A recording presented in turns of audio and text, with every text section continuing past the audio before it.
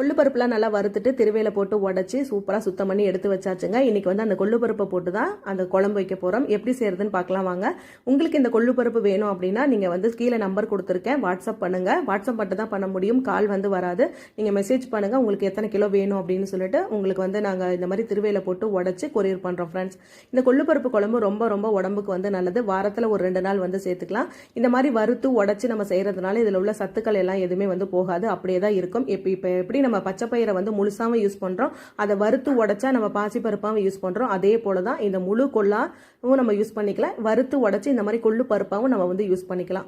வறுத்து உடைச்சிட்டு நம்ம டக்குன்னு தோரம் பருப்பு மாதிரி இது வந்து ஊற வைக்கணும் அப்படின்ற அவசியம்லாம் இல்லை. டக்குன்னு நம்ம வந்து குழம்பு வச்சிடலாம். கொள்ளு பருப்பை நல்லா கழுவிட்டு அதில் வந்து பார்த்தீங்கன்னா மூழ்கிற அளவுக்கு தண்ணி ஊற்றிட்டு ஒரு 5-6 பல்லு பூண்டு, ஒரு கைப்பிடி அளவுக்கு சின்ன வெங்காயம், காரத்துக்கு தகுந்தாப்புல நீங்கள் பச்சை மிளகா வரமிளகா எது வேணாலும் வந்து போட்டுக்கலாம். பச்சை மிளகா மட்டுமே கூட போட்டுக்கலாம், காஞ்ச மிளகா கூட போட்டுக்கலாம். நான் வந்து 2 மிளகாவும் போட்டிருக்கேன். 4 போட்டு கொஞ்சம் கருவேப்பிலை, மஞ்சத்தூள், கொஞ்சம் விளக்கெண்ணெய் விட்டு நல்லா குக்கரில் வந்து விசில் விட்டிங்கன்னா அந்த விசில் வரும்போதே பார்த்தீங்கன்னா அப்படியே வாசம் கம்ம கம்மன் வீடே அப்படி இருக்கும்.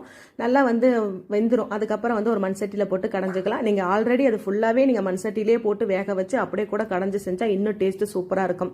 நல்லா வந்து கடைஞ்சதுக்கு அப்புறமா ஒரு நெல்லிக்காய் சைஸ் புளி ஊற்றிட்டு கொஞ்சமாக வந்து உப்பு போட்டு நல்லா கொதி வந்ததுக்கப்புறம் இதுக்கு வந்து தாளிப்பு தாங்க ஹைலைட்டே. நல்லா வந்து ஒரு கொஞ்சம் எண்ணெய் ஊற்றிட்டு கறிவடகம் போட்டுக்கலாம். கறிவடகம் இல்லைன்னா கடுகு சீரகம் வந்து போட்டுட்டு நல்லா ஒரு 5-6 சின்ன வெங்காயம் தட்டி பூண்டும் தட்டி போட்டு கருவேப்பிலை கொஞ்சமாக வந்து 2 ஃப்ளேவருக்காக வந்து பார்த்தீங்கன்னா பச்சை மிளகா வந்து போட்டு தாளித்து கொட்டினீங்கன்னா சொல்லவே தேவையில்லை, அவ்வளோ டேஸ்ட்டாக சூப்பராக இருக்கும். ரொம்ப ரொம்ப டேஸ்ட்டாக இருக்குங்க. வாரத்தில் இந்த மாதிரி 2 நாள் இந்த மாதிரி கொள்ளு பருப்பு நம்ம வந்து சேர்த்துக்கிட்டோம்னா ரொம்ப ரொம்ப நல்லது. கெட்ட கொழுப்பு இதெல்லாம் வந்து கரைக்கும்.